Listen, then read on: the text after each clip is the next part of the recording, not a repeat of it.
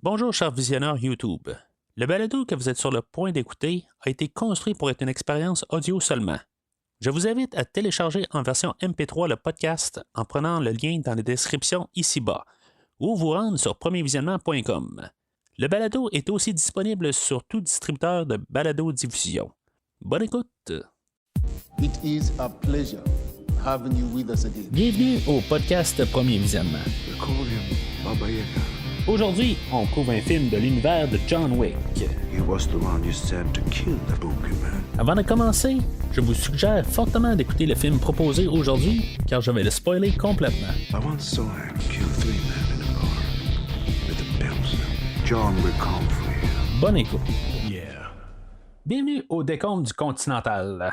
Aujourd'hui, on parle de John Wick chapitre 4, sorti en 2023 et réalisé par Chad Stahelski, avec Keanu Reeves, Lawrence Fishburne, George Giorgio, Clancy Brown, Ian McShane, Bill Skarsgård, Donnie Yen, Hiroyuki Sanada, Shamir Anderson, Rina Sawayama, Natalia Tena, Scott Atkins et Lance Reddick.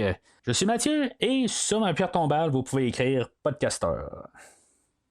Alors, bienvenue dans la série des John Wick, une franchise que j'ai fait là, dans les tout débuts du podcast. C'était genre l'épisode 35, 36 et 37.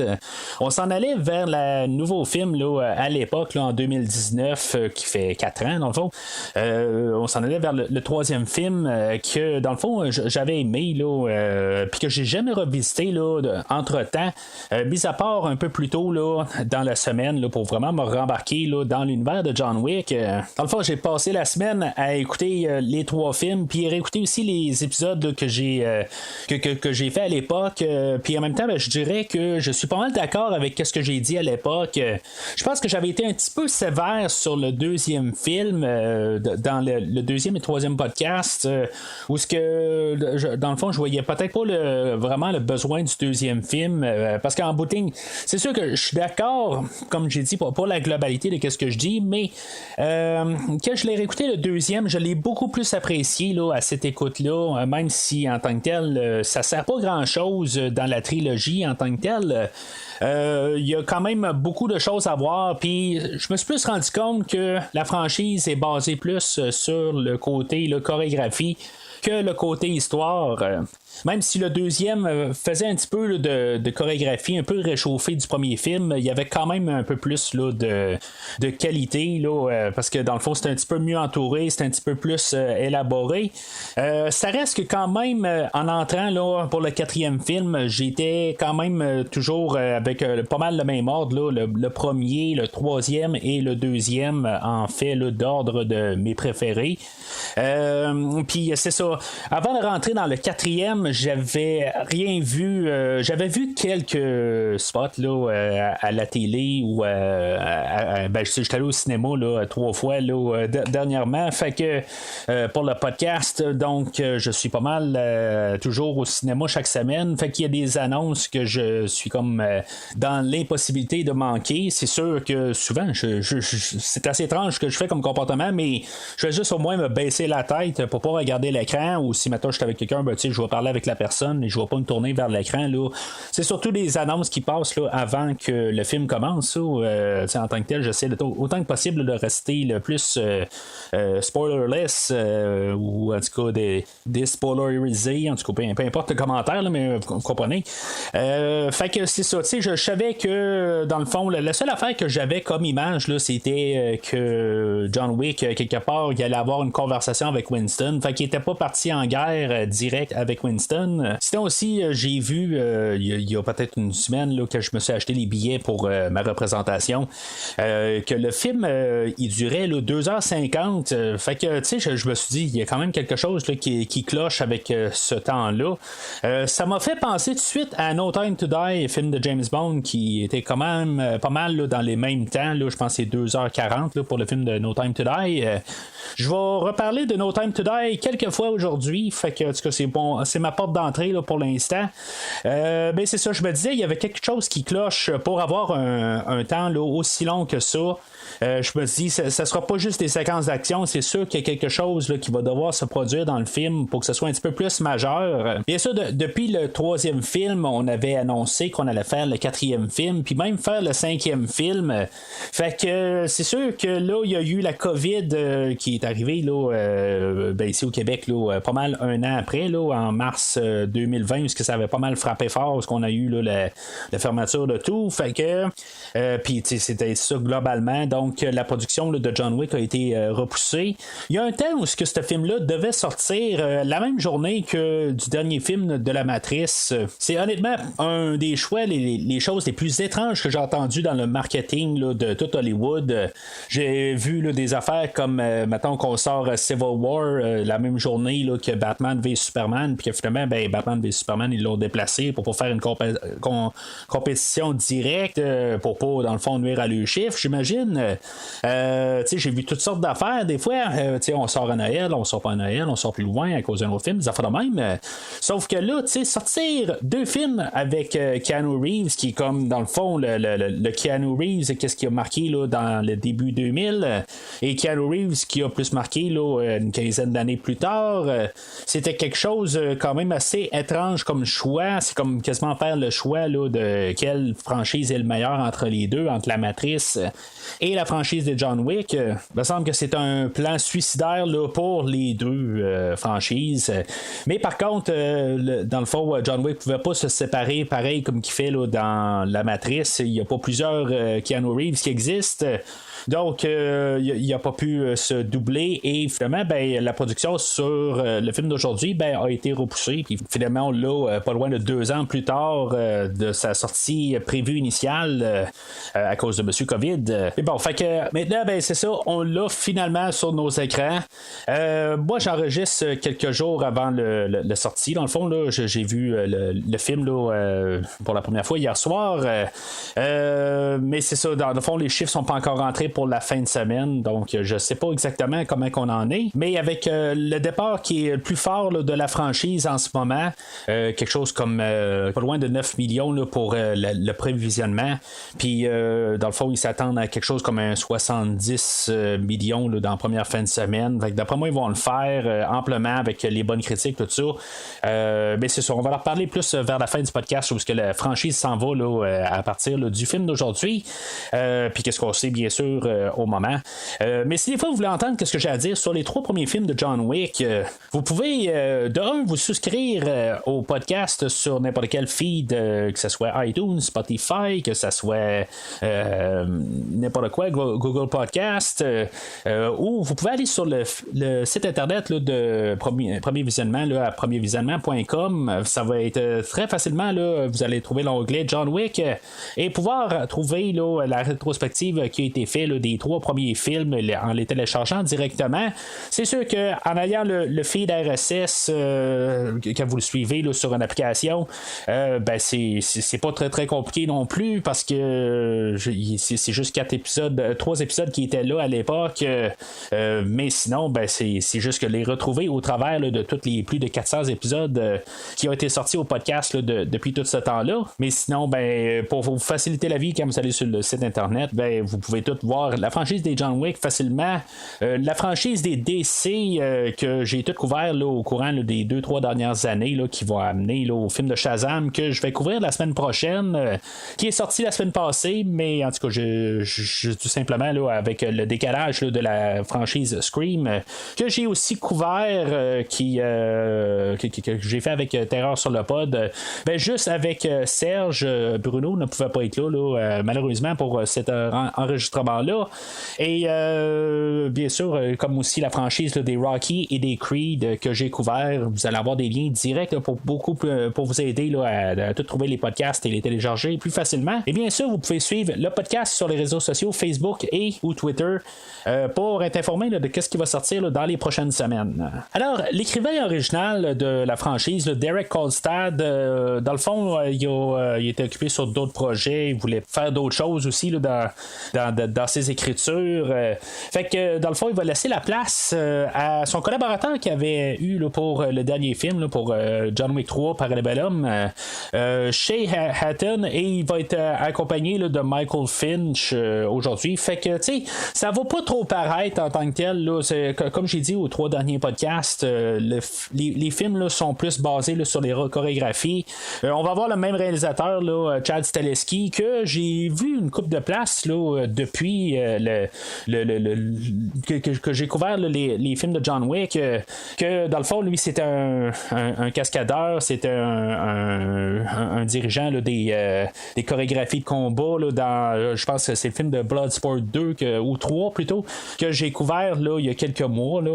Puis, tu sais, en tout cas, il y a une couple de places là, qui s'est pointée. Fait que je suis un petit peu plus à l'aise là, en comprenant plus un peu là, ce réalisateur-là.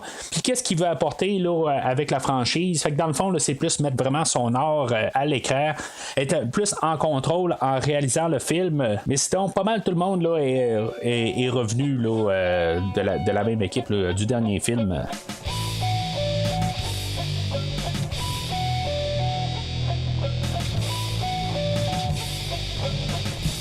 Alors, le petit synopsis que vous pouvez retrouver sur IMDb. John Wick découvre un chemin pour vaincre la table haute. Mais avant de pouvoir gagner sa liberté, John Wick doit affronter un nouvel ennemi avec des puissantes alliances à travers le monde et des forces qui transforment de vieux amis en ennemis.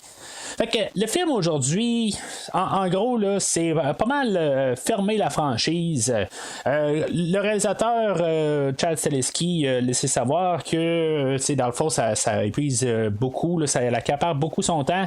Faire un nouveau film de la franchise, ça fait genre le 2e ou le 3e, là, où dans le fond, il voulait pas mal en finir. C'est pas qu'il aime pas ça, mais c'est juste que ça prend beaucoup de temps.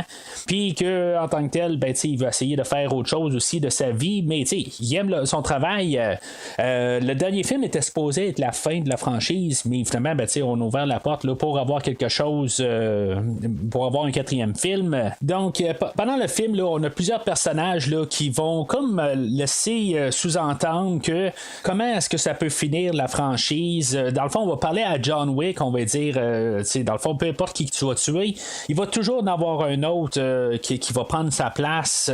Ça va toujours être comme ça. C'est un petit peu ça pour la franchise. À chaque fois qu'on va sortir un nouveau film, ben, on va pouvoir en remettre un nouveau John Wick par la suite. Fait que comment qu'on peut terminer ça? Ben, dans le fond, on va pouvoir vraiment éliminer le personnage principal. Sinon, ben, en fait, comme de thématique de tout ce que l'histoire est rendue, on va dire que dans le fond, le 3e film a les conséquences de qu'est-ce que John Wick a fait à partir du 2e film. Ben, aujourd'hui, c'est les conséquences sur les autres. Qu'est-ce que John Wick a apporté, puis que dans le fond, les autres qui ont voulu aider John Wick, ben, les conséquences que ça apporte à plusieurs personnes. On parle de Winston, que dans le fond, il va perdre le Continental. Bien sûr, il avait perdu il allait perdre le contrôle du Continental là, dans le dernier film, mais c'est ça, on va un petit peu plus grandiose. C'est un petit peu pareil aussi là, pour le Bowery King là, qui est interprété là, par Lawrence Fishburne. Mais la dernière fois, c'était juste à plus petite échelle.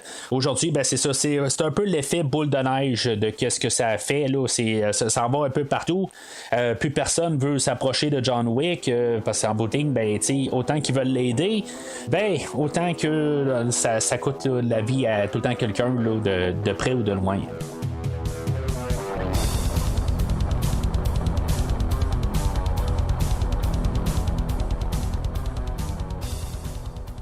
Fait que le film d'aujourd'hui, bien sûr, je l'ai vu au cinéma. Ben, c'était pas la première là, mais parce que je pense que ça va sortir le mercredi, mais j'ai juste pris des billets là, pour le jeudi. Là, je savais pas, dans le fond, qu'il sortait une journée avant. Là, tout simplement, j'ai juste mal regardé mes choses. Mais j'avais juste des espérances, des attentes pour le film, là, juste quand même que, en espérant qu'on va garder un peu là, l'aspect là, jeu vidéo là, des 3 premiers films, qu'on va avoir de la bonne action en masse, que chaque image peut être toujours une carte postale comme les 3 premiers films. Je dirais que cet effet-là je suis pas trop certain pour la parure du film. C'est pourtant le même cinématographe là, que les deux précédents, mais en tout cas, je trouve que en fait là, d'allure, il y a des beaux plans à certains endroits, mais pour la globalité du film, le film n'est pas aussi prestigieux point de vue visuel que les trois derniers. En tout cas, c'est juste un peu là, mon opinion là-dessus. La trame sonore, j'espère avoir, surtout que dans le fond, c'est pas mal la même gang là, qui est là en arrière qui font la musique. Fait que je m'attends à quelque chose de rythmé comme les trois dernières trames. C'est sûr que je m'attends toujours à toutes les vestons cravates, puis dans le fond, les idées là, de tout ce qu'on a vu, dans le fond, là, comme je dis, ça rapporte à l'idée là, des jeux vidéo.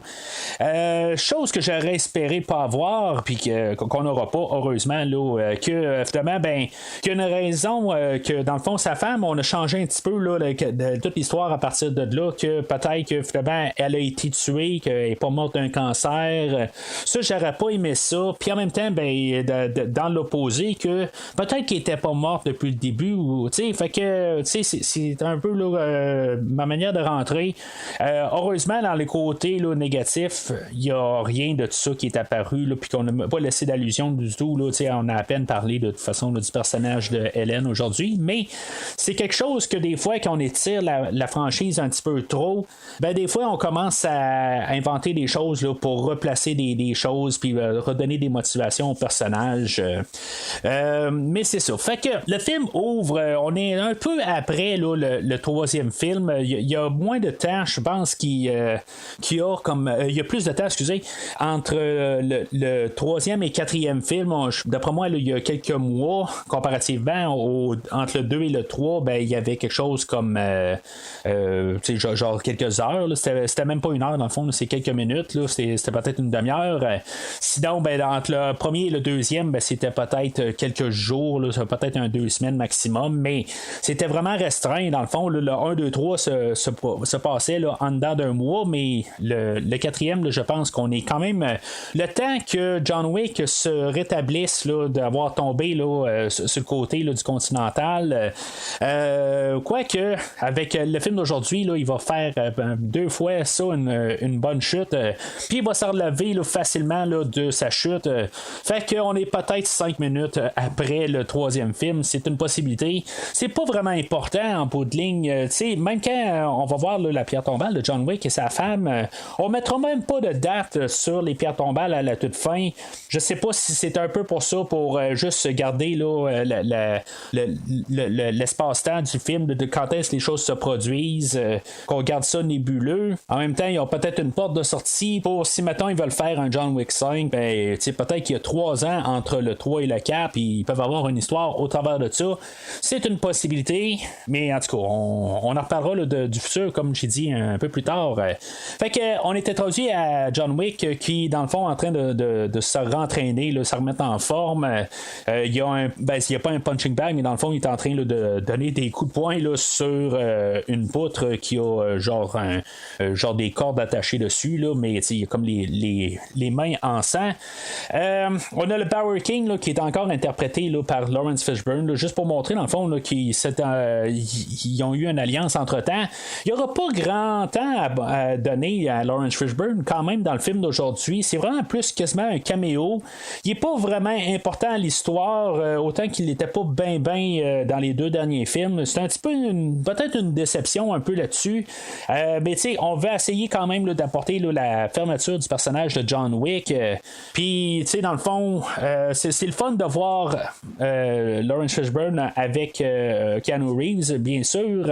Ça rappelle un peu la Matrice, mais en même temps, j'aurais aimé ça qu'il y ait quelque chose à faire au lieu de juste rajouter du dialogue.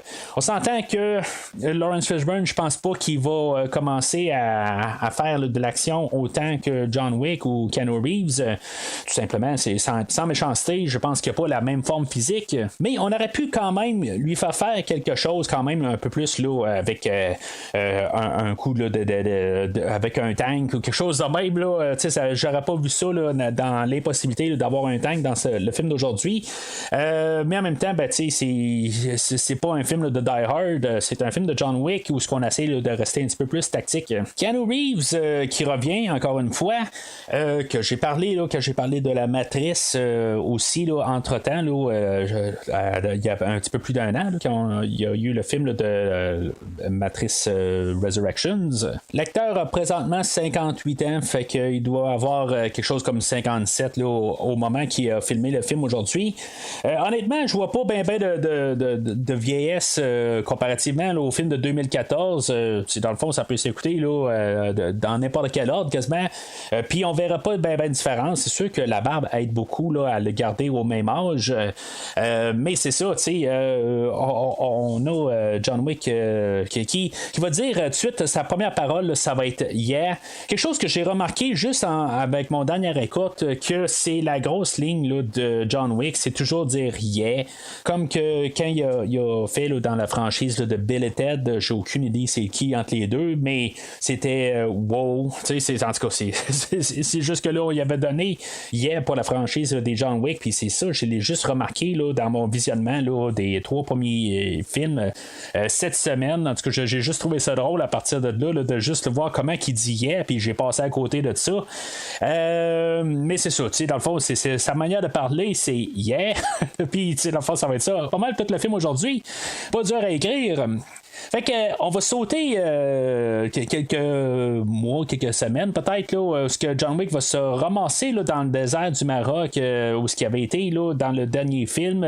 On va le voir à cheval qui va descendre 2-3 personnages dans le fond là, pour se rendre au Elder qu'il a rencontré dans le dernier film. Ben, c'est plus le même Elder dans le fond. On va comprendre que le Elder du dernier film il est décédé et que c'est lui qui prend sa place maintenant et que finalement que John Wick va le descendre. On va tout de suite établir là, l'idée que pour être libéré de tout, que le personnage va devoir mourir, puis que on va nous le répéter plusieurs fois, mais c'est déjà en partant le film, là, on était à 3 minutes du début du film, puis on nous dit que John Wick va devoir mourir avant la fin du film si mettons il veut finalement être bien libéré là, de toute responsabilité, que c'est tout en parabole, on s'entend, c'est d'être libéré de la haute table ou la table haute, puis en bout de ligne, c'est pour être libéré de la franchise ou ce que Keanu Reeves peut-être peut être libéré puis qu'on puisse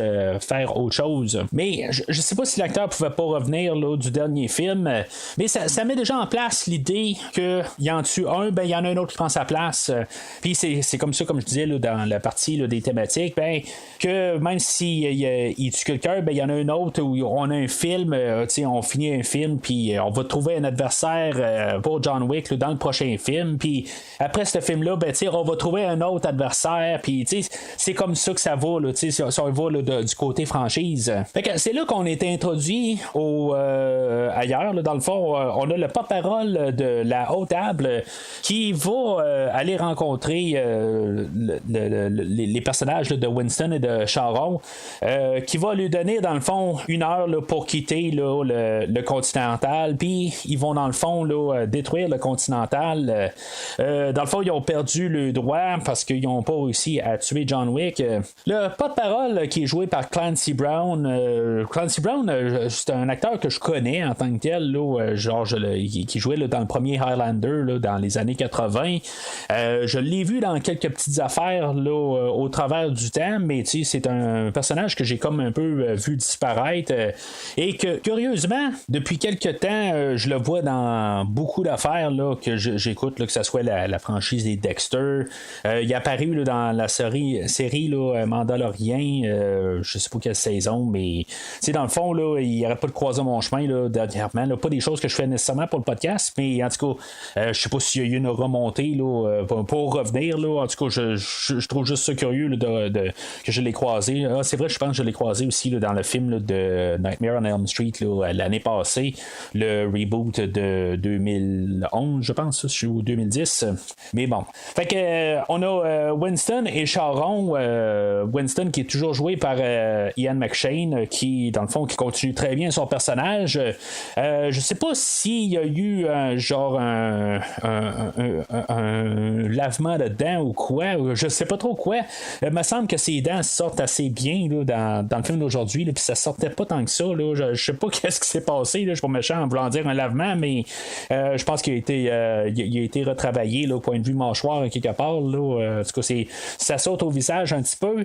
Le personnage de Charon qui, dans le fond, va se faire tuer pas mal là, dans sa deuxième scène aujourd'hui, qui est joué par Lance Reddick, qui, dans le fond, avait été une partie là, de la finale du troisième film, qui était quand même un personnage qui était le fun à voir là, depuis le premier film. Ben, malheureusement, il nous a quitté quelque chose comme une semaine et demie là, le 17 mars à l'âge de 60 ans. Fait que, tu sais, en tout cas, c'est juste dommage, dans le fond, là, qu'il ne verra pas le film là, dans son produit fini. Là. En tout cas, peut-être qu'il y a eu un visionnement là, privé, là, mais souvent, là, les acteurs n'ont pas tout accès là, à le montage final là, avant vraiment la première mondiale. Mais, en tout cas, c'est juste vraiment triste là, de savoir ça, là, que cet acteur-là est mort dans la vraie vie là, il y a quelques jours. Puis dans le fond, ben, c'est ça, tu sais, quand il meurt aujourd'hui, ben, c'est sûr que ça se ressent un petit peu. Puis ils n'ont pas pu retravailler le film. On s'entend que le film, tout était fait, la musique, tout était monté.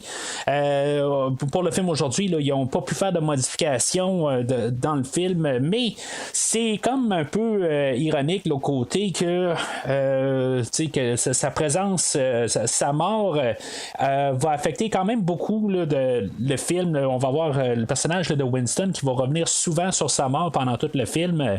Puis c'est des choses qui n'ont pas pu être ajoutées là, depuis une semaine. Là. En tout cas, je crois pas. Là. C'est sûr qu'avec l'informatique, des fois, ils ont les séquences sur leur ordinateur puis ils font juste coller des choses facilement. Mais honnêtement, je pense pas qu'on a pu vraiment rajouter des affaires. Tout fonctionne quand même un dans l'autre. On n'a pas pu refaire en moins de quelques jours là, de juste faire un montage pour Monsieur Reddick. Mais c'est ça, lui, dans le fond, il est tué là, par le personnage là, de Gramon, qui, je pense que c'est Vincent de Gramon qui s'appelle, qui, lui, il est la tête de les Marquis, qui, eux autres, c'est une autre famille, je pense, qui est à la table, la table haute.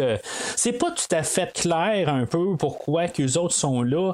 C'est comme, on voit John Wick au début qui s'en va peut-être se partir à l'attaque contre la table haute, mais dans le fond, on se retire de ça, puis on passe sur les Marquis, qui est comme un autre groupe à part.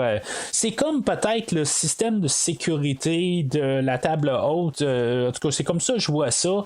Ils ont comme un peu des passe-droits comparativement là, à toutes les personnes là, qui sont sous la table. Ben là, eux autres, ils ont plus de contrôle parce que justement, peut-être qu'eux autres, ils sont à la table. Il y a 12 têtes à la table. Mais là, je pense que lui, ça fait partie là, de juste une des têtes là, à la table haute. Le personnage là, de Gramon, qui est interprété là, par Bill Skarsgård, dans le fond, c'est lui là, qui fait Pennywise dans le nouveau. Dans les nouveaux, ça commence à dater. Là. On parle de quasiment il y a 5 ans, là, les derniers hits. Je pense qu'ils veulent faire une série télé là, sur cet univers-là. Là. Mais en tout cas, tout ça pour dire que je pense que c'est pas mal mon introduction à cet acteur-là. Mais honnêtement, ce personnage-là, c'est la nouvelle tête de méchant dans tout le film aujourd'hui. Je pense que c'est le meilleur méchant qu'on a là, depuis le début de la franchise. J'ai bien aimé Michael Nyqvist aussi là, dans le premier film, mais je pense que Bill Skarsgård là, il garde tête. Là. C'est vraiment comme je pense que c'est deux c'est les plus forts de la franchise.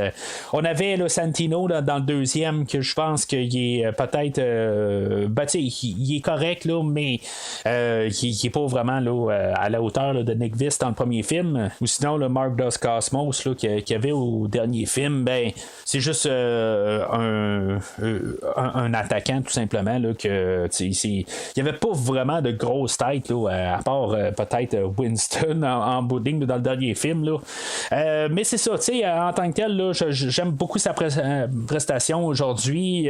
Puis il y a comme un danger un peu qu'on ressent avec lui.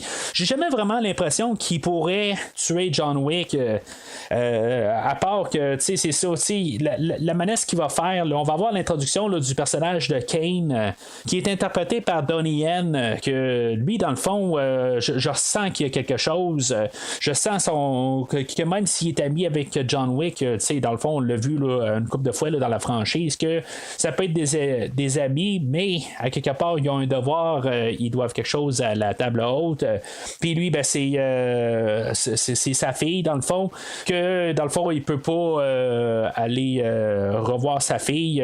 Dans le fond on est introduit à ce personnage là pendant qu'il est en train là, d'écouter sa fille en train là, de faire une performance au violon, si je me rappelle bien, puis dans un passé ben il pouvait pas s'approcher d'elle, puis là ben on va le rapprocher là, parce que Gramon lui il veut se débarrasser de John Wick, puis ben c'est ça, il va demander là, l'expertise là, de Kane.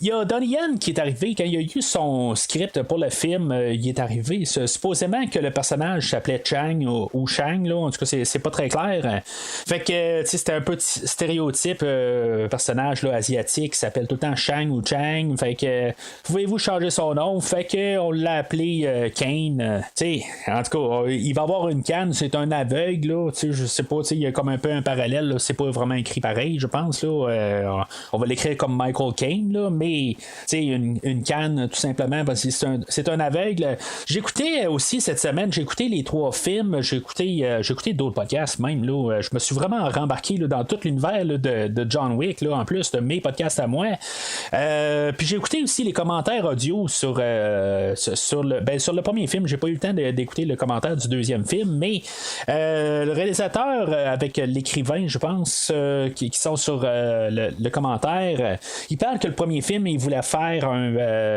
pas mal un genre de comique en novélisation là, un graphic novel qui appelle là, c'est un livre graphique là, dans le fond c'est pas mal similaire là, à une bande dessinée, mais c'est pas mal plus épais. C'est un peu leur influence pour faire le style du film original, fait que souvent ben, on a des choses, des noms, des affaires de même là, qui les personnages vont s'appeler selon quelque chose qui les représente, puis quand je vois Kane et quelqu'un qui est aveugle, ben, je me dis ça va pas mal avec le principe qui avait déjà été établi là, dans le premier film. Alors John Wick se ramasse au Japon là, à Osaka, au Continental, puis le Continental qui est là-bas, c'est là qu'on va voir le personnage là, de Koji avec sa fille Akira. Koji que j'ai déjà parlé au podcast de Mortal Kombat là, je pense le film de 2021 là, où il faisait le personnage de Scorpion, mais je pense que j'ai déjà parlé là, de cet acteur là aussi là, je pense que c'était dans le film de Wolverine là, de 2016, quelque chose de même là. Lui on va apprendre que c'est un ancien ami de John Wick, puis que lui aussi va apporter un peu l'idée là, que quand est-ce que la fin va arriver, puis tout ça, dans le fond on nous le martèle tranquillement avec plusieurs personnages, puis sa fille Akira que dans le fond elle va jurer avoir la vengeance là, sur la mort de son père là, pour la fin du film là. On va revenir à ça. Moi j'ai l'impression qu'on essaie de peut-être mettre en place peut-être un spin-off avec cette histoire-là, parce que c'est pas vraiment important au film aujourd'hui, ça n'apporte pas grand-chose à part une grosse scène d'action, la première grosse scène d'action là, qui va apparaître là, peut-être à peu près là, quelque chose comme une demi-heure du film, ça va prendre quand même un certain temps là, pour avoir un morceau d'action là, dans le film d'aujourd'hui. On va avoir comme peut-être le bras droit à Gramon là, qui s'appelle Chidi, que dans le fond c'est comme le gros invincible là, qui va être pas mal l'adversaire qui va suivre John Wick tout le long du film. Ça va être l'adversaire à abattre, que dans le fond qui mourra jamais. Ça commence par le fait que ils sont sur place et qu'il va y avoir des archers dans l'hôtel, puis qu'ils vont commencer à y lancer des flèches, puis il peut juste le bloquer avec son bras. Ça part déjà l'idée qu'on nous replace dans l'univers jeu vidéo qu'on a déjà créé là, dans les 3 autres films. On va nous établir là, tout dans le fond là, que tout est en train là, de quand même un peu se révolter là, contre la table haute, parce que dans le fond il y a John Wick, mais en bout de ligne là, ils veulent pas tout se perdre. C'est peut-être un peu là, de se tenir droit là, devant l'autorité, ou peut-être pas autorité, je pense pas que c'est le bon mot, c'est plus peut-être les principes, dans le fond, de se tenir devant ces principes. Puis c'est ça, dans le fond, le marquis là, il va attaquer là, l'hôtel Continental. Fait que dans le fond, là, c'est un gros massacre qui part là, un peu dans les deux bords. On va voir, en tout cas, tant qu'à moi, là, les séquences d'action là, à cette partie-là, c'est quand même assez solide. Je pense pas que c'est les meilleures scènes qu'on a eues depuis le premier film. Malheureusement, c'est juste plate un petit peu. Je pense que même si j'imagine que Keanu Reeves a été doublé là, à plusieurs séquences là, dans les 3 premiers films, on peut mettre juste une perruque là, sur quelqu'un, puis dans le fond là, ça apparaît comme John Wick tout simplement.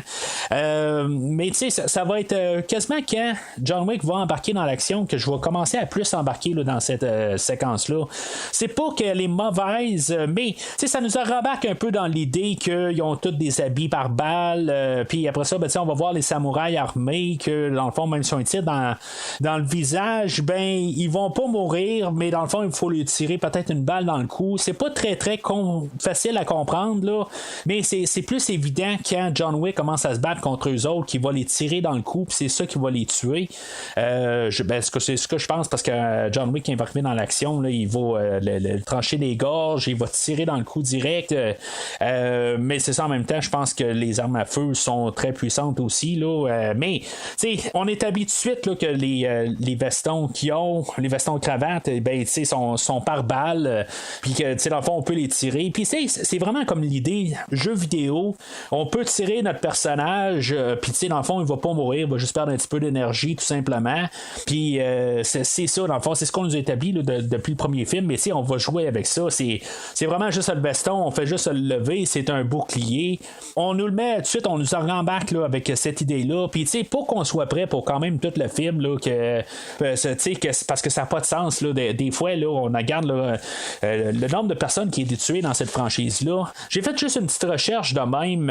Le premier John Wick, on parle de 77, le deuxième on parle de 128, puis dans le troisième on parle de 94. J'ai pas les chiffres pour le film d'aujourd'hui, je pense pas qu'on a tué autant que dans les 2 derniers. D'après moi là, on va y aller là, pas mal vers le premier film là, mais j'ai fait un petit comparatif avec la franchise des James Bond, où ce que James Bond aurait tué 354 personnes là, dans tous les 25 films, puis peut-être une couple d'autres là, si ça l'inclut là, Never Say Never Again, mais d'après moi là, je serais pas surpris en voyant un peu la structure du film aujourd'hui, que on a essayé là, on s'est influencé de James Bond, puis que quelque part on a voulu au moins dépasser là, James Bond là, avec ses 354. Fait que avec le monde qui meurt aujourd'hui, je pense pas qu'il y en a autant que le deuxième film. On doit se tenir là, quelque part là, comme dans le troisième ou dans le premier film là, on doit en avoir quelque chose comme entre 75 et 100, tout simplement à cause là, des scènes d'action là, qui sont beaucoup éparpillées, puis qui sont moins grandioses que dans les derniers films. Puis même dans la séquence de départ, la séquence qu'on parle en ce moment, ça va prendre quand même un bon bout avant que John Wick commence à embarquer lui aussi. Puis là, c'est ça, dans le fond, ça prend où ce qu'on ait un combat là, entre Kane qui se pointe, dans le fond, qu'on comprend que c'est lui qui était comme engagé comme pour superviser tout. Dans le fond, on a Chidi qu'on a vu un peu plus tôt, mais Kane il est là aussi, dans le fond, là, pour se rassurer que tout est fait, que ça va être lui là, qui peut qui a probablement l'habilité là, de battre John Wick. En tout cas, ça va être un petit peu drôle à la fin, parce qu'on a besoin de John Wick et Kane pour tuer Chidi à la toute fin, mais on suppose que Kane est plus puissant là, que Wick, qui pourrait vraiment là, réussir à achever Wick. Mais pour mieux nous introduire introduire à Kane, ben c'est ça, on a un combat là, entre Koji et Kane, où ce que Kane va finalement réussir à tuer Koji. On voit que les deux personnages se connaissent, puis que Kane, il veut pas tuer Koji. Il y a même un bout qui dit, garde, va t'occuper de ta fille, là, tu sais, il débarque du combat. Koji va être plus insistant, puis c'est ça qui va le tuer éventuellement. Là, Kane va devoir se défendre et assassiner Koji. Puis à partir de là, ben c'est ça, on va voir quand même le personnage là, de Akira, qu'il va pas mal disparaître là, à cet endroit-là. Elle va recroiser John Wick là, dans un tramway, pas dans un tramway, dans un métro. Puis ça va être pas mal sa fin. Elle va revenir là, dans une scène post-générique où elle va retrouver Kane, puis qui laisse peut-être la porte ouverte à un spin-off. Sinon, j'avais peur qu'il se passe une histoire d'amour entre John Wick et Akira. C'est sûr qu'elle va mettre le blâme sur John Wick, pourquoi que tout ça se produit. C'est à cause que John Wick s'est pointé à leur hôtel. Si ça n'aurait pas pointé, ben son père serait encore en vie. Mais j'ai eu peur vraiment qu'on décide là, de partir dans une différente direction là, pour la franchise de John Wick, qu'on ait un duo, qu'on ait une nouvelle histoire d'amour, que à quelque part il puisse faire le deuil de sa femme et que finalement ben, il va pouvoir vivre heureux avec quelqu'un d'autre. J'avais peur en tant que tel, là, je me suis dit ça va trahir un petit peu là, la pensée du premier film. C'est pas que j'aime pas du tout là, le personnage là, de Akira là, qui est joué là, par Rina Sawayama. J'ai vraiment aucun problème avec. C'est vraiment juste le point de vue histoire que j'espère qu'on gardait là, quand même là, un peu la lignée là, du premier film. Sinon, toute l'action quand même là, dans cette partie-là, on a John Wick là, avec des nunchakus, on a toute une scène là, dans un musée là, qui va se terminer avec John Wick qui va se battre contre Kane. Ça va être pas mal le seul fois où il va se battre contre Kane directement. Là, il va avoir bien sûr le combat final, mais je me disais à cette époque-là, tout de suite avec la première bagarre, je me suis dit, je sens vraiment que ce personnage-là va être capable de tuer John Wick. Puis là, ben, on est au début du film, puis ils se battent déjà ensemble. Fait que là, je comprenais pas à quelque part. Je me suis dit, ils vont tout de même pas tuer John Wick au début du film. Je savais pas là, si on allait tuer John Wick ou pas. Je trouvais que le ton qu'on avait établi depuis le début du film, je me suis dit, ça sent qu'on va tuer le personnage. Même avec Charon qui se fait tuer au début du film, ça me rappelait beaucoup le personnage de Felix Leiter qui se fait tuer à mi-chemin là, dans No Time to Die. Je reviens encore à No Time to Die. Puis c'est ça, à quelque part, je ressentais un petit peu ces choses-là dans la franchise aujourd'hui, puis je me disais, oups, ça sent ça sent sa fin. Puis là, ben, ça sent le personnage qui va réussir à tuer John Wick. Puis là, ben, on va tout de même pas le tuer là, à genre 45 minutes du film. Puis on le tue pas, John Wick réussit à se sauver. Mais je sens juste avec la manière qu'on établit Kane, où il y a même une présence là, dans Yen, on le voit se battre. Il est aveugle, puis même on va savoir à quelque part que c'est lui qui a choisi de se couper les yeux, probablement pour une question là, d'offrande, là, pour pouvoir montrer là, sa fidélité là, à la table d'hôte. Là. J'imagine que c'est ça. Mais c'est parce qu'on voit vraiment une cicatrice là, sur ses yeux. Puis c'est dans ces scènes-là, on l'a vu un petit peu plus tôt, là, on a le personnage là, de Monsieur Personne, que lui, là, il est interprété là, par Shamar Anderson, honnêtement, je pense que c'est peut-être vu comme on va établir peut-être un nouveau John Wick, peut-être la relève de John Wick, parce que en tant que tel, je dirais que dans la globalité du film, c'est un peu un excédent. C'est plate, ce personnage-là, il va se promener avec son chien. Il y a un bout que je pensais que c'était le fils du personnage là, de Halle Berry là, la dernière fois, parce qu'elle aussi avait ses chiens. Puis elle parlait là, de son enfant qu'elle pouvait pas voir. Puis c'est ça, à quelque part, je me suis dit, peut-être que c'est lui, mais il me semble que dans le 3, c'était une fille. En tout cas, je n'ai pas pris note, j'ai écouté le film, puis je me suis pas pris de note, là, je le couvre pas, mais je me suis dit, ben tiens, éventuellement, on va découvrir que c'est son garçon. Puis il aurait pu arriver, puis il n'y a pas juste un garçon, il y a une fille aussi, là, en tout cas, où elle a eu un changement, peut-être, là. Peu importe. Fait que, tu sais, ce personnage-là, c'est un genre là, de tueur, pas un tueur à gage, c'est un genre là, de chasseur de primes, que là, avec 20 millions, il est pas content. En quelque part, c'est pas ça qu'il veut. Il veut avoir plus pour pouvoir tuer John Wick. Il aurait pu le faire quelque part pendant le film, mais c'était pas assez. Fait que il va jouer avec ça. Il va essayer là, d'un petit peu là, de jouer avec Grammon un peu pendant le film. Mais c'est ça, à quelque part, je trouve juste, comme j'ai dit, là, je trouve qu'il est peut-être un petit peu dans l'excédent. Il y a peut-être un personnage de trop, puis dans le fond, on ne sait pas exactement quoi faire avec lui. Peut-être encore pour établir un autre spin-off, on se sauve peut-être des portes. Là. Alors, on va retrouver le personnage de Winston, que lui, il va essayer de trouver une rencontre là, avec John Wick. Pour, dans le fond, c'est comme sa porte de sortie pour essayer là, de récupérer là, le Continental d'une telle manière. Va trouver là, l'idée là, de faire un duel, de lancer Grammon à un duel à l'ancienne. Il y a une scène là-dedans où que, éventuellement là, il va réussir à lancer l'idée à John Wick, puis John Wick va devoir se retrouver une famille, parce que dans le fond, il n'y a pas de famille, et qu'il va falloir qu'il soit comme vu comme la famille là, de Roscaroma. Avant de parler de ça, là, je vais juste finir avec cette idée-là. Il va se ramasser là, dans comme une des salles là, à Grammon. Là. On dirait que c'est un genre d'énorme musée.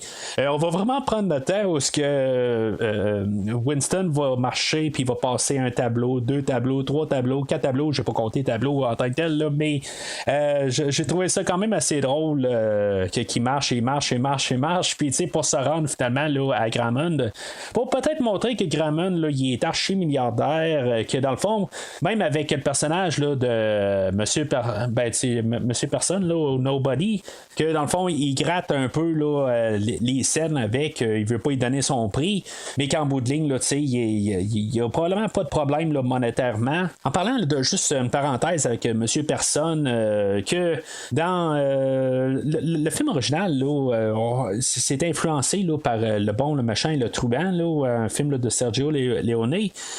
Puis je me dis, le film d'aujourd'hui, en voyant Monsieur Personne, il y a une franchise qui est avec Clarence Hill, qui est un autre film western, là, qui est un. Je pense que c'est 3 ou 4 films. Là. Je les ai pas tous vus, là, j'en ai juste vu un, là, il y a peut-être une trentaine d'années, là, qui s'appelle là, Monsieur Personne, là, Mon nom est Personne, quelque chose de même. Là. Fait que je sais pas si c'est un genre de clin d'œil à ça, sachant là, que c'est comme un vieux western, puis une autre franchise là, de ces temps-là. En tout cas, j'ai rien qui me dit là, que c'était une influence pour le film aujourd'hui, parce qu'il n'y a pas grand-chose de sorti là, à date. Là. Il y a quelques petites affaires, là, mais j'ai pas pu trouver ça.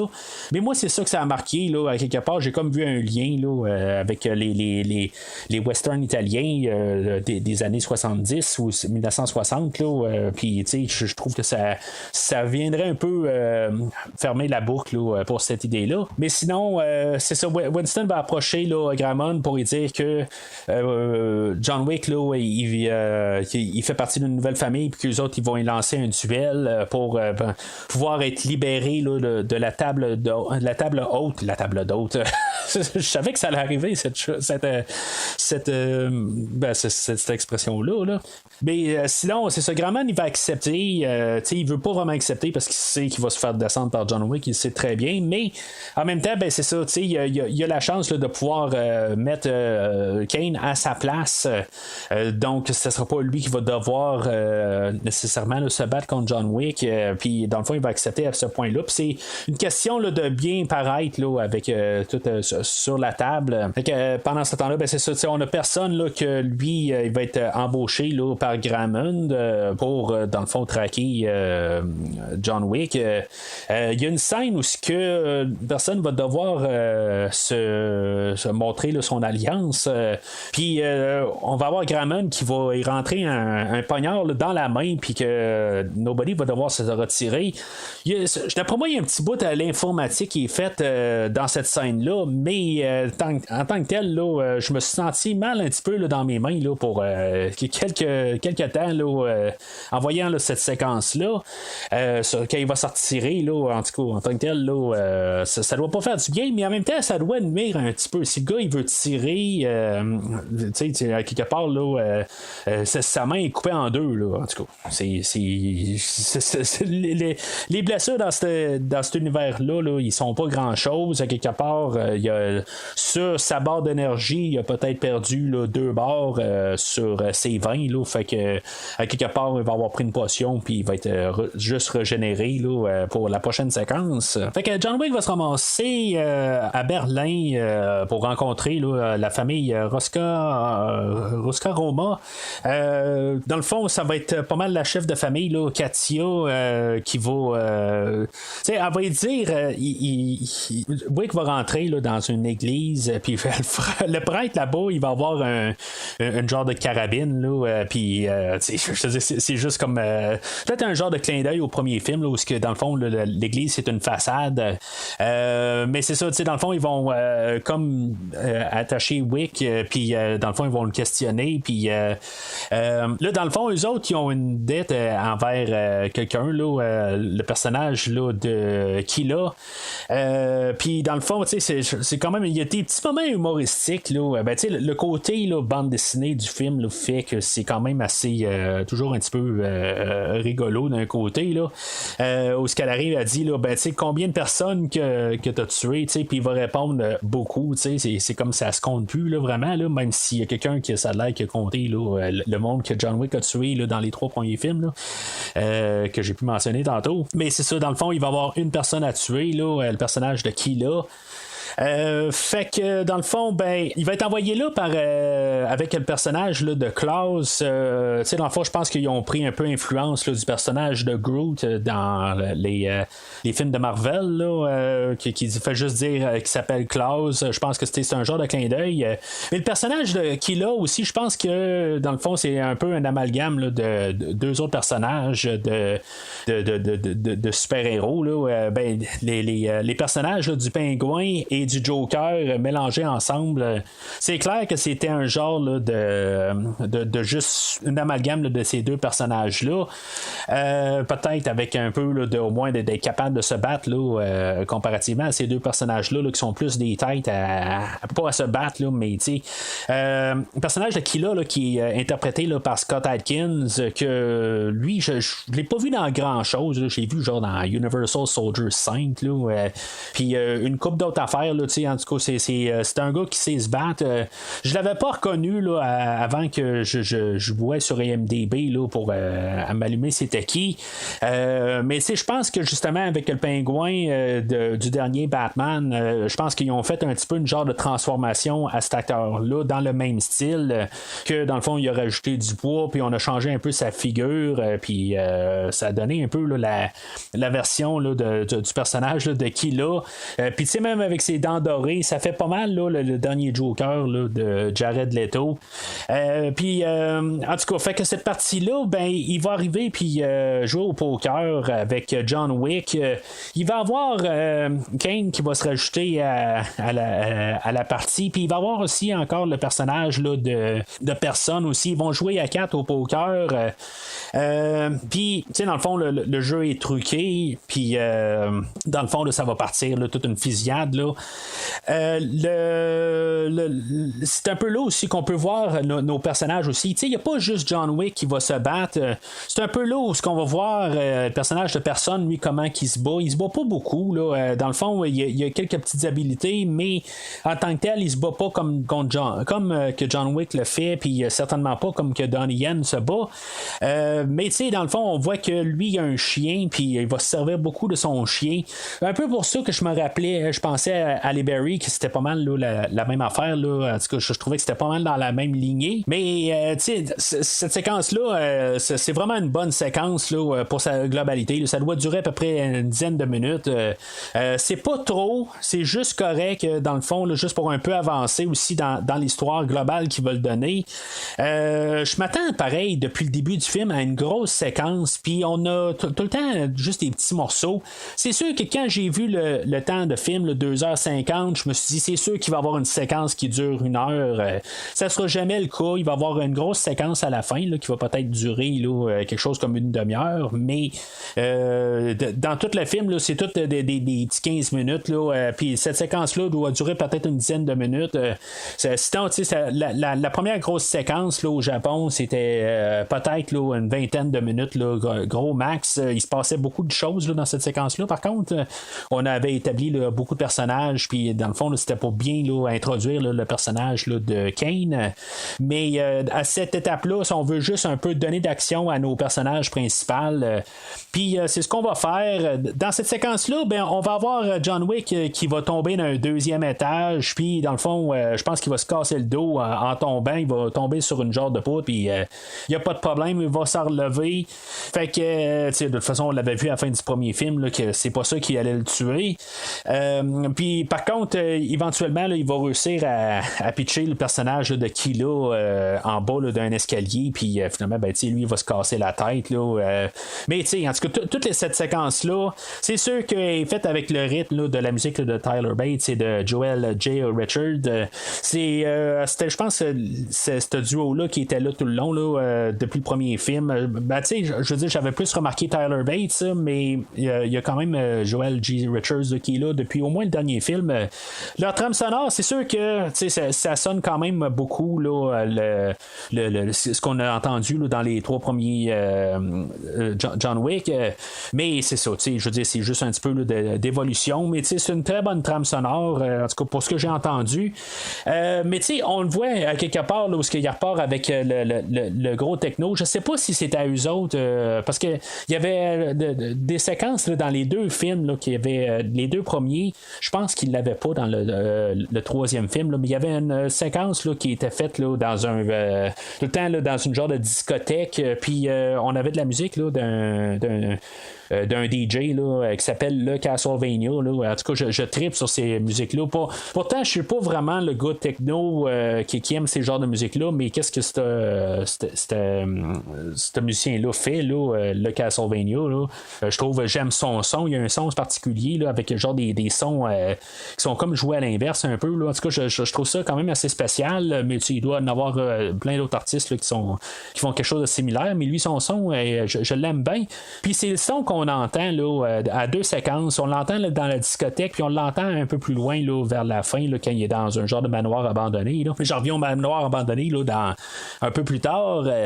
Fait que c'est ça, le personnage de Killa, dans le fond, Wick, il va ramasser une dent dorée là, de sa bouche, puis dans le fond, là, ça va être sa preuve là, pour montrer là, qu'il a tué Killa. Fait qu'il va le ramener à Katia et que finalement, ben, il va être il va être incorporé là, dans la famille là, de Roscaroma.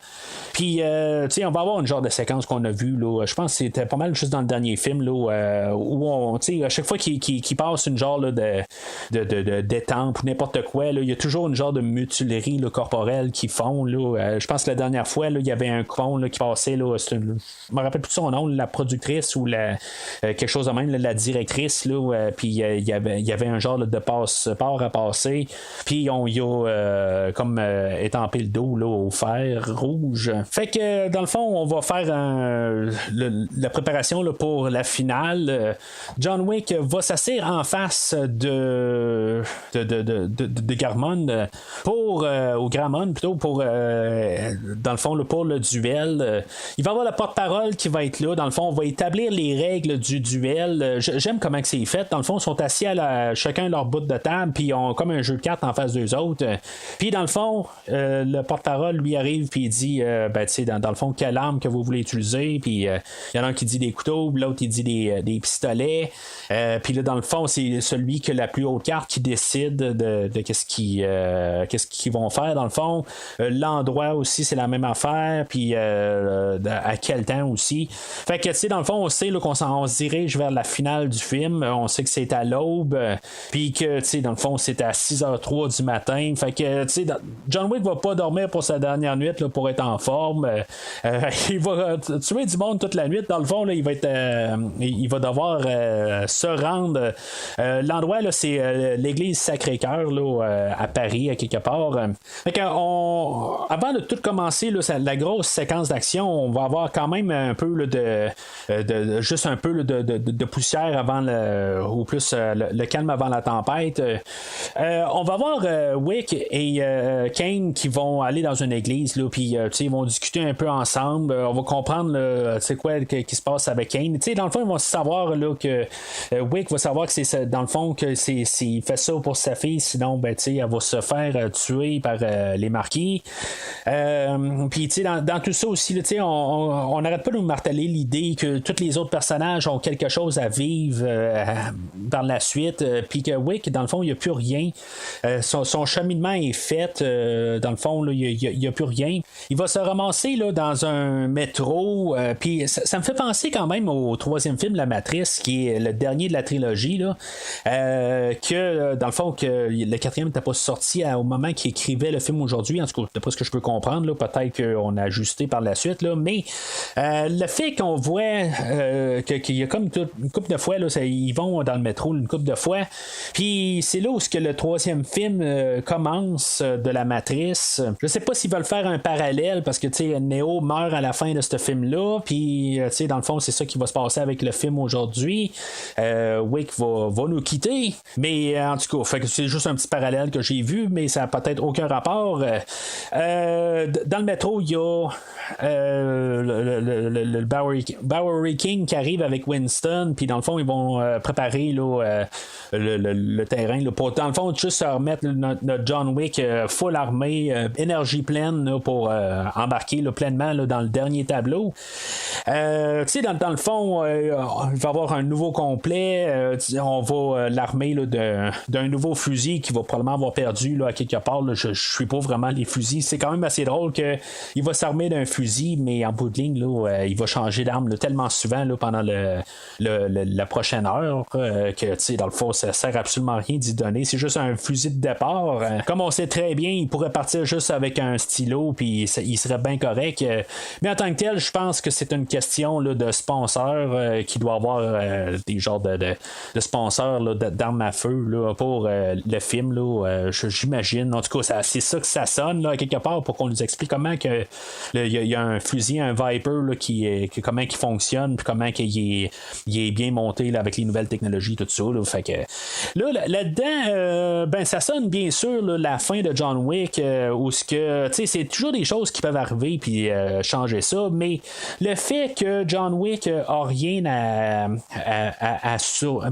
vivre pour, il n'y a plus rien à la maison, que dans le fond, il peut mourir là. On nous a établi ça. Je me dis tout le temps, il y a son chien à quelque part, que je pensais peut-être qu'on allait avoir un revirement là-dedans qui a dit que dans le fond, il y a à vivre pour son chien, mais on va le voir à la toute fin que c'est le Bowery King qui va avoir adopté le chien. Mais c'est sûr qu'aussi, qu'est-ce qui nous dit vraiment assez pas mal clairement, c'est qu'on va parler de Pierre Tombal. Ils vont partir dans un petit bateau, puis le Bowery King il dit Long live the King, qui veut sur sa pierre tombale, mais John Wick va arriver puis il va parler que lui il aimerait ça que ça soit écrit mari amoureux, quelque chose de même, bon mari, quelque chose de même sur sa pierre tombale, qui est dans le fond ce qui est écrit sur la pierre tombale à sa femme, c'est marié aimable, ou quelque chose de même, je sais pas comment tout à fait traduire ça, genre loving husband puis loving wife, en tout cas c'est juste pour dans le fond qui marchent bien ensemble, mais ça nous donne un peu que pour moi on va avoir une pierre tombale à la fin, mais est-ce qu'il va y avoir John Wick dedans ou pas? Ça c'est quelque chose qu'on pourra peut-être pas savoir, qu'on va découvrir dans le 5 qu'il est pas mort finalement, on ne voit pas vraiment, on voit tomber, mais en tout cas, il est-tu mort? On ouvre la porte, mais en tout cas, je suis en train d'avancer un petit peu. Fait que on a un animateur de radio qui met de la musique pour la ville de Paris, mais c'est parce que là on est à Paris, on établit ça un peu plus tôt, quand les deux sont assis à la table, on voit la tour Eiffel en arrière. Fait que le jeu vidéo commence pas mal là. Dans le fond, l'animateur de radio, il y a un bout, il va arriver puis il va nous mettre c'est une chanson reprise des Rolling Stones. Ils vont dire c'est le temps de peut-être le peinturer en rouge, puis il joue sa chanson Painted Black. Je me suis dit, c'est certain, quand elle arrive, puis elle dit, on va le peinturer en rouge, ben, je me suis dit, ils vont jouer Painted Black, là. En tout cas, je sais pas si ça a du sens, là. Ça, c'est comme quelque chose là, que je vais jamais couvrir au podcast, là, probablement, là, mais quand on a un film de Schtroumpf, puis on a Back in Black dedans, je trouve qu'il y a quelque chose qui marche pas, là, dans les couleurs, là. Je comprends le principe, mais c'est juste que ça marche pas, là. Ils n'ont pas vraiment regardé bien les paroles là, avant de choisir cette chanson-là, là, mais en tout cas, j'aime quand même l'interprétation, là, que je ne sais pas c'est avec qui, là, j'ai regardé sur MDB, je suis pas capable de trouver là, c'est quelle version qu'ils ont utilisée là, dans le film, là, mais j'ai quand même aimé là, cette interprétation-là de cette chanson-là. Là. Je suis pas un fan des chansons des Rolling Stones, mais cette une-là, je la trouve quand même pas si pire. Fait que c'est ça, ça commence par une poursuite de voiture. Dans le fond, dans tout ça, il y a pas mal Chidi qui est là tout le long. Je suis jamais trop sûr, est-ce que c'est tout le temps Chidi qui est là ou c'est un autre aussi? Là? Il y a tellement de monde là-dedans. La poursuite de voiture, je sais pas c'est quelle voiture qui est dedans, là, mais c'est dans le fond, là, c'est un petit peu ridicule. Je pense pas qu'il peut vraiment faire ça avec sa voiture. C'est sûr que les poursuites de voiture, là, c'est la franchise là, des rapides et dangereux là, qui doivent avoir ça. Mais la version John Wick, on a John Wick dans le fond qui est en train là, de tirer de son fusil, mais il va s'arranger pour arracher les deux portes de sa voiture. Je pense que c'est une voiture qu'il a dans le fond volée là, de quelqu'un qui a essayé de l'attaquer. Puis ils vont se mettre là, dans comme un grand rond-point là, qu'il y a à Paris. Puis il va comme encercler là, des voitures, mais il va comme virailler, là, il va comme chirer alentour des autres en train de tirer. Là, c'est complètement ridicule, mais dans un jeu vidéo, je suis certain qu'on peut faire ça. Puis après ça, ben, c'est ça, il va cracher avec sa voiture, ils vont se battre au travers du trafic. D'après moi, les voitures sont rajoutées à l'informatique. Là. Je pense pas qu'il y a des voitures qui étaient vraiment là, en train là, de se promener alentour d'eux autres, là, question de danger. Là. Mais en tant que tel, c'est quand même enfin là, le moment là, où l'action a sorti là, de plein fouet. Ça fait quand même un bout. C'est pas que je me suis emmerdé jusqu'à là, mais j'espérais avoir une bonne séquence où c'est ça qu'on a construit là, avec la franchise. Puis je trouve qu'on a des petites séquences pendant tout le film. Puis là, ben, on a sorti le gros paquet. Cette séquence-là est probablement là, je parle de la globalité là, on a mis le paquet, pas nécessairement les meilleurs bouts, parce qu'il y a tout le temps des petits bons bouts là, au travers de toutes les trois grosses parties, là, les trois grosses fusillades qu'on a. Mais c'est bien sûr, c'est comme je dis, là, c'est peut-être la plus longue. Là, elle doit dépasser là, de quelques minutes là, la première là, du début. Puis c'est ça, fait que cette poursuite-là, elle évolue. Il se ramasse là, dans le manoir abandonné, là, comme que je parlais tantôt. Là. Puis honnêtement, là, c'est la séquence du film, là, c'est vraiment quand ça vire jeu vidéo totalement, là, où on voit tout le John Wick en train de se promener là, dans la bâtisse. Puis bien sûr, comme j'ai parlé tantôt avec la musique, c'est là où la musique techno embarque de plein fouet. Moi, je trouve cette séquence-là, là, je veux dire, j'ai quasiment pas de mots. J'étais vraiment là, époustouflé là, par cette séquence-là, où ce qu'on voit tout de haut, John Wick en train de changer de salle. C'est comme vu comme dans un jeu de Zelda, mais c'est vraiment là, toute l'action qui se passe. Honnêtement, j'avais pas le jeu de Zelda dans ma tête, là, mais c'est juste pour placer un peu là, le côté vidéo. Là, j'avais un jeu là, de Baldur's Gate là, dans la tête, là, mais peu importe le jeu que j'avais, là, c'est vraiment cette séquence-là. Et ils font comme ils la font en deux parties, là, mais il y a comme une grosse séquence. Là, ça doit durer à peu près 1 minute. C'est la séquence là, du film. Là, je veux dire, c'est ma meilleure séquence. C'est vraiment là, créatif comme affaire. J'imagine qu'on l'a déjà fait. Là. Je pense que j'ai déjà vu ça quand même. Là, quelque chose de haut de même. Mais la manière que c'est apporté de juste voir ça, ça donne un peu une différente approche de toute l'action. Puis bien sûr, là, il est vraiment là, spectaculaire là, cette séquence-là. En plus que John Wick, là, dans cette séquence-là, il se ramasse un genre là, de lance-grenade. Là. C'est pas vraiment là, des grenades qu'il lance, là, mais dans le fond, là, pour le visuel, là, comme je disais tantôt, c'est pas le film de John Wick qui paraît le mieux, mais cette séquence-là, c'est époustouflante, bien raide. Fait que c'est sûr que là-dedans, elle va pas terminer quand personne va se mêler de ça. Personne, Monsieur Nobody. Puis il va se battre avec John Wick et John Wick, il va prendre le dessus, mais à place là, de tuer le personnage là, de Nobody, dans le fond, son chien, il est en train d'attaquer quelqu'un, puis John Wick va défendre son chien. Fait que, c'est comme le lien est fait entre les deux personnages et même s'il s'est ramassé là, à 40 millions pour la tête à John Wick, dans le fond, là, il va respecter John Wick, puis il va décider de sauter là, sur le côté à John Wick à partir là, de cet acte-là. On a vu là, depuis le début du film que lui, il tient beaucoup à son chien, puis il veut pas que son chien meure, parallèle avec John Wick, bien sûr. Mais bon, en tout cas, il aurait pu le faire tuer justement là, pour. Ça serait peut-être un petit peu encore plus évident là, qu'on voulait faire un parallèle avec John Wick, mais lui, il réussit à sauver son chien. Fait que, tu sais, lui, dans le fond, sa poursuite arrête là. Puis John Wick, dans le fond, là, il doit se sauver par la fenêtre. Puis encore une fois, là, il va sauter là, de genre 2-3 étages pour tomber à terre. Tu sais, c'est complètement ridicule, on s'entend, mais il va survivre à ça sans trop de problèmes.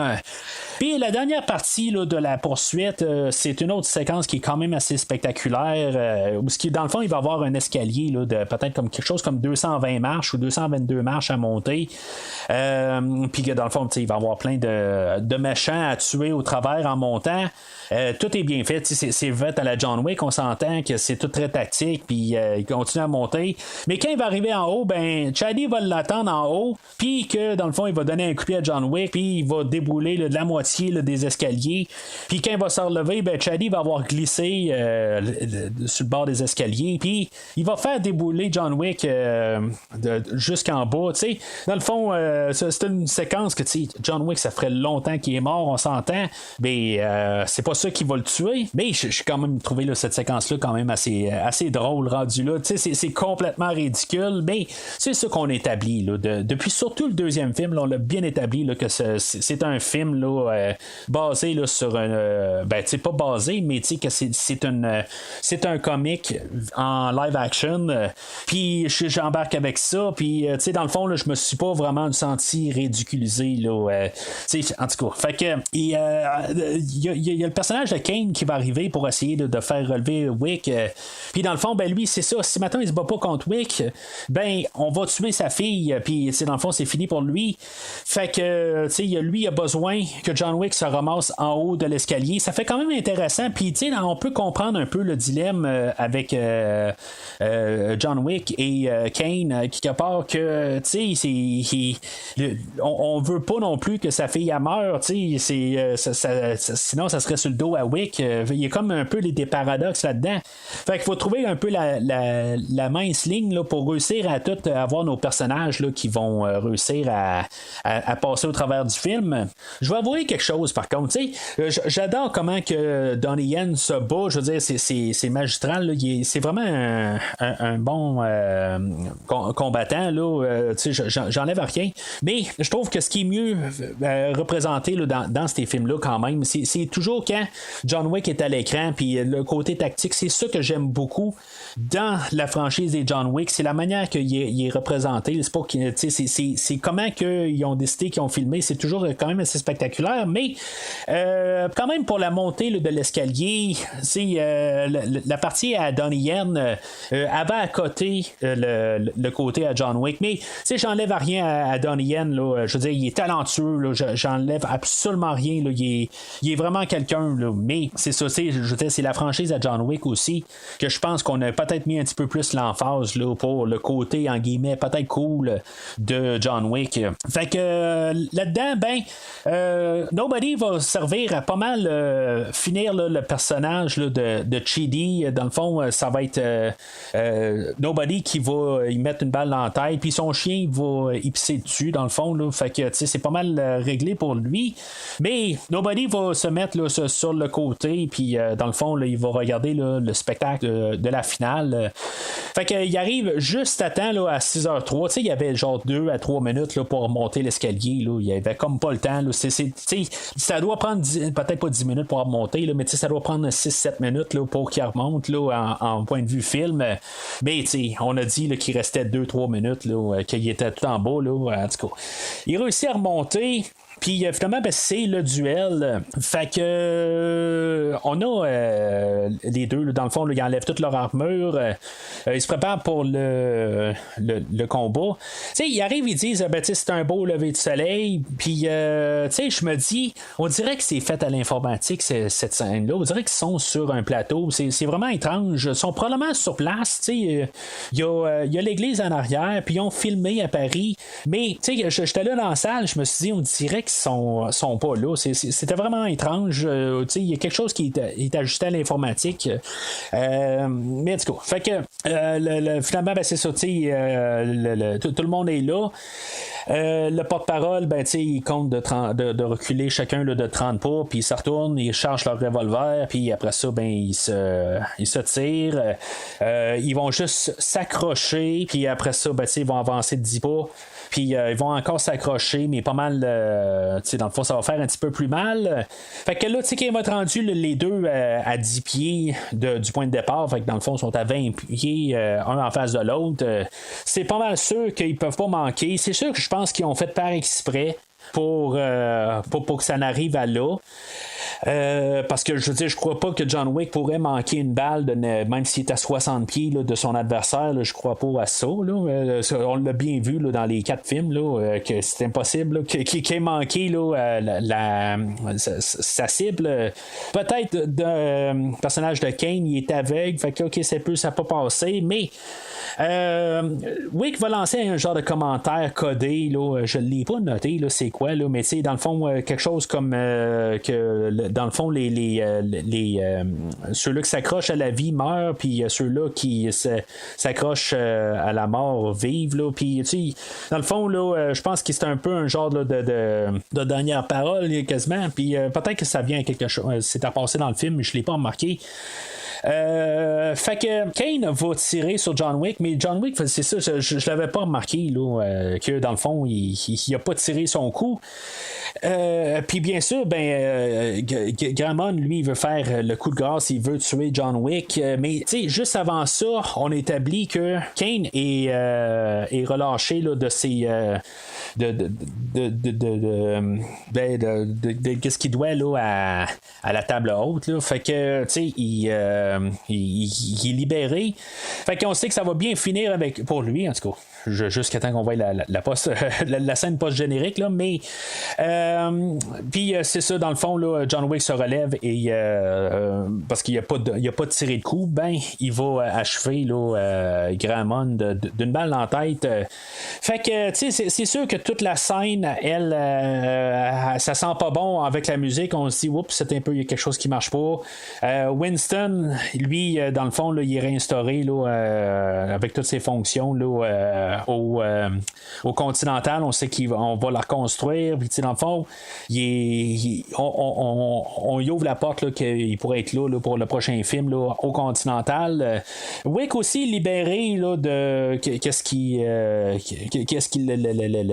pourquoi qu'il était poursuivi là, par la table haute, fait que techniquement il peut retourner chez lui, mais c'est ça, dans le fond il va mourir en face de l'église. Est-ce que dans le fond on veut mettre peut-être un symbole que dans le fond il recherche un peu là, la voix de Dieu, quelque chose de même là. En tout cas, c'est sûr que on a un peu là, des messages de religion là-dedans là, dans les 3 films là. C'est sûr avec les Italiens on va à Rome aussi là, dans le 2e film, des affaires de même, fait que on place là, des idées de même, mais c'est ça le dernier plan où ce que je me dis il est mort en face de l'église, on veut peut-être placer un genre de message de même. C'est le fun pareil qu'on va pas vraiment débattre qui est-tu allé en enfer ou au paradis.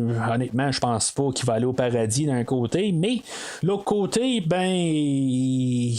il a jamais comme été machin, il s'est tout le temps comme défendu là, mais en tout cas je ferai pas le procès à John Wick là, qui a tué là, probablement pas loin de 400 personnes. Ben, en tout cas, je dirais au moins 360 pour être sûr de n'avoir tué plus que James Bond. Là, c'est ça, tu sais, dans le fond, là, je vais parler un peu, là, si vous avez pas vu No Time to Die, là, ben, je suis désolé, là, je parle pas normalement de spoiler, mais vous aviez quand même 1 an et demi là, depuis la sortie du film. Mais c'est ça. Honnêtement, je pense que pour tuer le personnage de John Wick, on le fait vraiment mieux qu'on l'a fait là, dans No Time to Die. Je pense que, tu sais, dans le fond, on l'a comme un peu marqué là, pendant tout le film. Je pense que ça a du sens pour le personnage de mourir à la toute fin. Est-ce qu'on aurait pu le faire à la maison, justement, que peut-être que, tu sais, je veux dire, il va retrouver son chien? Je pense que aussi il aurait pu faire ça aussi. On n'avait pas besoin de le tuer. Je pense que c'est rendu la mode un peu de tout le temps tuer le personnage. On l'a fait avec Iron Man, on l'a fait avec Superman, mais dans le monde des super-héros, il y a toujours des univers alternatifs. Il y a toujours quelque chose de magique qui peut apparaître pour les faire revenir. Mais tu sais, tuer John Wick, ben, tu sais, dans le fond, on a une franchise de 4 films. Est-ce qu'on va avoir 28 films de John Wick? Je pense pas qu'on va avoir ça là, dans les 60 prochaines années, honnêtement. Donc, tu sais, ça me dérange pas autant que ça me dérange là, pour James Bond, dans le fond.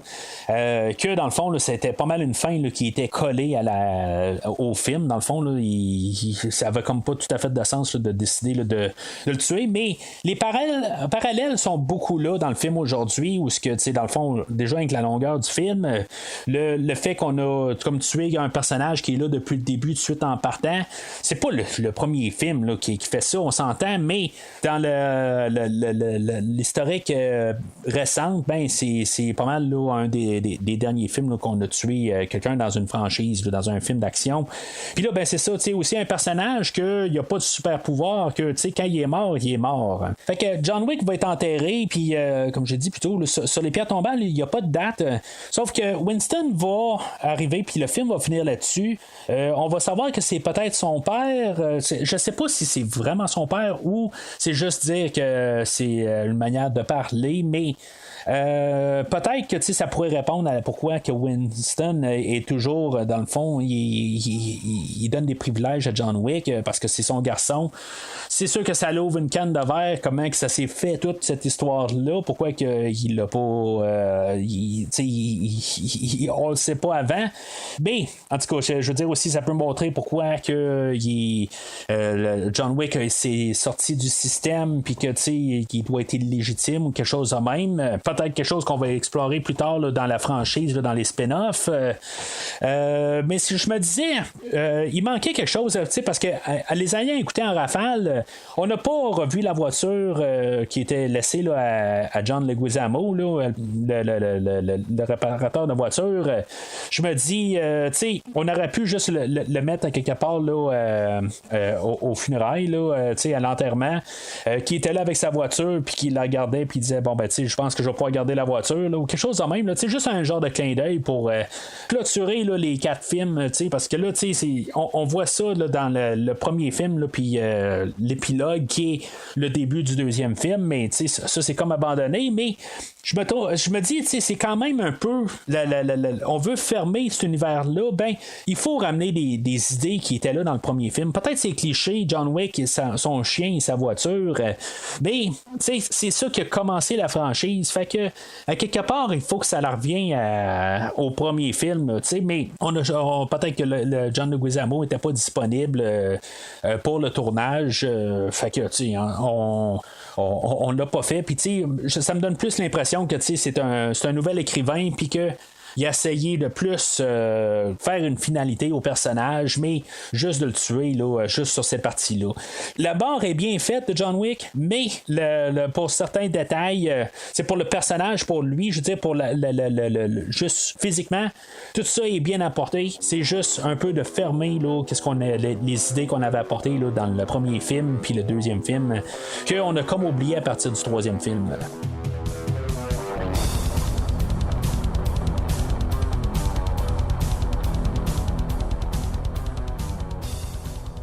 Alors, en conclusion, je pense que ce qui est le fun de la franchise John Wick, c'est vraiment la stabilité de la qualité qu'on a malgré tout. Ils sont pas tous parfaits. Je pense que le premier film est pas mal assez parfait. Je veux dire, il est en fait de longueur, de tout qu'est-ce qu'on apporte là, dans je pense que c'est 100 minutes le film. On n'a pas pu recréer ça aujourd'hui, mais on a quelque chose qui est quand même assez similaire à ça. Je comprends que je me suis dit 2h50, c'est long comme film, mais là on va tuer le personnage. Je me dis, est-ce que je voudrais un film que tout d'un coup on a un peu comme le troisième film ou même le deuxième, où ce qu'on a de l'action mur à mur, puis qu'à la toute fin, il meurt au travers là, de juste une séquence d'action, puis qu'on n'a pas créé là, d'un peu là, de viande sur l'histoire. Non, c'est ça, à quelque part, j'aurais pas voulu ça, un film là, de 2 heures, la même longueur que les autres, puis qu'on essaie de comme conclure tout. Donc, je comprends, puis c'est pour ça aussi, je disais au début que j'avais des soupçons déjà en voyant le temps du film. Dans toute la globalité, là, j'aime qu'on a comme continué là, qu'est-ce qu'on a apporté. Le film d'aujourd'hui va peut-être paraître un petit peu un film de trop, quand même. Je pense qu'on aurait pu conclure ça au dernier film, mais sans tuer John Wick, je dirais qu'à quelque part, là, on avait une chance d'avoir le choix qu'on continue ou qu'on finit la franchise. Puis, dans le fond, on a fait survivre John Wick, et qu'on aurait pu quasiment le tuer puis finir la franchise. Mais je suis content qu'on l'a eu, le film aujourd'hui. On a une finalité, on met ça au clair que dans le fond, le personnage est mort, mais qu'on a gardé tous les aspects là, qu'on a apportés pendant le jeu. Mais on a ajouté un petit peu plus là, comme je dis, là, de viande sur le film. On n'a pas juste mis des chorégraphies là, qui sont époustouflantes. Là. Mais c'est ça, à quelque part, jusqu'à quel point qu'on peut arriver puis mettre là, des chorégraphies là, qui sont à couper le souffle. Après un bout, je pense que on l'a montré dans le film aujourd'hui. Il y a des bonnes chorégraphies, mais sont pas mal égales là, à ce qu'on a eu là, la dernière fois. Que je pense que c'est probablement le film, le troisième pour la générale, pour les chorégraphies. Je pense que c'était le meilleur. Après ça, le 1 puis celui-là aujourd'hui, je pense que il s'accote. Puis le 2, c'est juste le fait qu'ils n'ont pas vraiment apporté de grand-chose. Que je pense que je dois le placer en bas. Mais en fait, de globalité, je pense que le premier film est encore le meilleur de la franchise, mais pas de ben. Fait que, naturellement, là, je donne un verre au film aujourd'hui, mais pour la globalité, je pense que j'ai donné un jaune au deuxième film. Je pourrais le monter quasiment un vert, mais c'est une quadrilogie là, qui est quand même assez solide. Puis, que ça finisse là, je suis quand même assez content. On avait annoncé un 5e film. Le 5e film, comme j'ai laissé un peu la porte ouverte tantôt avec cette idée-là, que peut-être que ça va être un 3.5 si mettons ils ont une idée. Ça peut être un prequel avec un autre acteur que Keanu Reeves. Honnêtement, ça, je veux pas voir ça. Je veux dire, John Wick, je veux qu'il soit toujours interprété là, par Keanu Reeves. Mais comme j'ai dit en même temps, si mettons on en revient là, dans 2-3 ans, puis Keanu Reeves fait une version plus jeune que qu'est-ce qu'on a vu en 2012, je sais pas si ça va paraître tant que ça. Il y a comme un peu là, tout le temps un air là, qui semble pas vieillir. Keanu Reeves, je dirais qu'il y a ce genre de qualité-là. Là, en tout cas, tant mieux pour lui. Là, il y a une franchise, là, une série télé là, qui est supposée de sortir, The Continental, que je pense que j'avais parlé au dernier podcast, que je n'étais pas vraiment intéressé à voir ça. C'est genre en post-production, c'est avec Mel Gibson. Là, en tout cas, j'ai hâte de voir ça pareil maintenant. Sachant que c'est genre 3 épisodes, c'est plus compacté. Je voulais pas voir une série genre de chaque semaine qu'on voit un nouveau tueur à gage, quelque chose de même. Une histoire, une mini-série fermée, là, ça j'ai pas de problème avec ça. Là, quand même, ça dure 6 heures, que ça soit 3 épisodes de 2 heures. J'ai pas de problème avec ça. Puis c'est supposé de voir le jour là, pas mal là, cette année. Il y a aussi le film Ballerina qui serait un spin-off du dernier film. Là. On avait une ballerine là, dans le dernier film que je pense qu'on a fait un genre de clin d'œil à ça aussi dans le film aujourd'hui. Il y a un bout où le personnage là, de Gramon là, il est en train là, de regarder là, une ballerine là, dans une salle de spectacle, là, mais je pense qu'il est tout seul dedans. Je sais pas si c'est un lien avec le film Ballerine là, qui va être jouée là, par Anna de Armas. Un autre lien avec No Time to Die, que elle faisait, je me rappelle plus là, quel agent, là, mais dans le fond, c'était un des meilleurs bouts là, dans le film de No Time to Die. Fait que elle était pas là dans le dernier film, c'était un recasting, mais en tout cas, ça, c'est dans le fond, ça s'en vient là, en 2023. Puis, dans le fond, John Wick est supposé d'apparaître dedans. Sharon est supposé d'apparaître dedans et je pense que Winston aussi est supposé d'apparaître dedans. En tout cas, selon la page des IMDb, tous ces 4 personnages-là, ils sont là. Fait que John Wick, on n'a pas fini de le voir, interprété par Keanu Reeves. Mais aussi, on a parlé là, que le film de Nobody, que j'ai pas vu, puis c'est pas Nobody, le personnage d'aujourd'hui, là, c'est un personnage, là, c'est un film là, qui est sorti, là, je pense, l'année passée, qui était un film qui était écrit là, par Derek Kolstad, que M. Kolstad, l'écrivain là, des 3 premiers John Wick, avait laissé savoir que peut-être serait intéressé à faire un genre là, de crossover avec ce personnage-là. Fait que ça, on pourrait voir ça. Puis encore une fois, j'essaie de bien m'exprimer que c'est pas le Nobody du film aujourd'hui. Là. C'est un autre personnage totalement différent. Mais j'ai pas vu le film. Puis c'est ça. Fait que qu'est-ce qu'on va faire avec la franchise? Là, si mettons, là, ça fait là, des milliers de dollars, que dans le fond, chaque film dans la franchise a fait tout le temps de plus en plus. C'est sûr que quelque part, ils vont dire, ben là, ils sont pas pour dormir là, sur une montagne d'argent, là, puis qu'ils peuvent pas là, en faire plus. Fait que la manière que ça marche à Hollywood, c'est sûr que il va y avoir quelque chose dans un futur, mais comment ramener John Wick dans un 5e film? Là, je pense qu'ils sont comme un peu barrés, là, la sortie. Là. Mais il y a des petites portes de sortie, mais ça serait important, je pense que je trouve qu'ils ont moins fini le personnage, ils l'ont tué d'une bonne manière, puis je veux dire d'arriver puis montrer qu'il est pas mort à la fin. Ben, je pense que ça serait un peu nous tricher, ça serait quelque chose là, que je veux pas voir honnêtement. J'espère qu'en bout de ligne on va terminer là pour de vrai quelque part. Partez avec des spin-offs, il n'y a pas de problème. Je veux dire le film de Ballerina, bien sûr je vais le couvrir au podcast là, quand il va sortir, quand ils vont l'annoncer officiellement, mais ce film-là est vraiment en post-production, là, fait que s'il est supposé de sortir, là, je sais pas quand, j'imagine que ça va être après l'été, là, peut-être septembre, octobre, novembre, là, j'ai aucune idée, là, il n'y a pas de date du tout, mais sinon, ben, je suis bien satisfait là, du 4e John Wick pour qu'est-ce qu'on a apporté là, dans les dernières années. Là.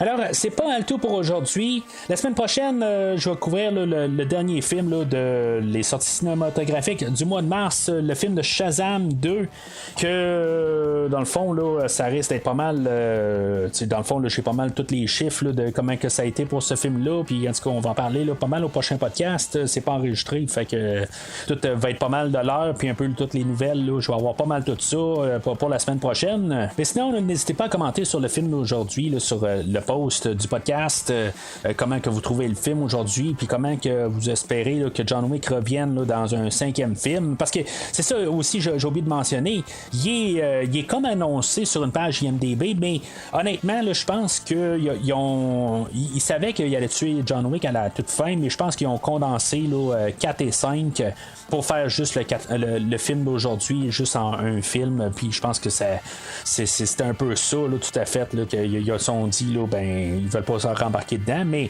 n'hésitez pas à en parler là, sur le post qui est sur la page Facebook du podcast. Mais sinon, si vous voyez quelqu'un se promener avec une Mustang et que ça vous intéresserait de l'acheter, mais que son propriétaire n'est pas intéressé à vous le vendre, n'hésitez pas. What have you done? Finished it. Merci d'avoir écouté cet épisode de Premier Visionnement. J'espère que vous vous êtes bien amusé. Put a contract on John Wick. Je vous donne rendez-vous la semaine prochaine pour la couverture d'un autre film. I gave him an impossible task. Si vous voulez entre-temps regarder le catalogue complet du podcast et télécharger les épisodes passés, rendez-vous sur premiervisionnement.com.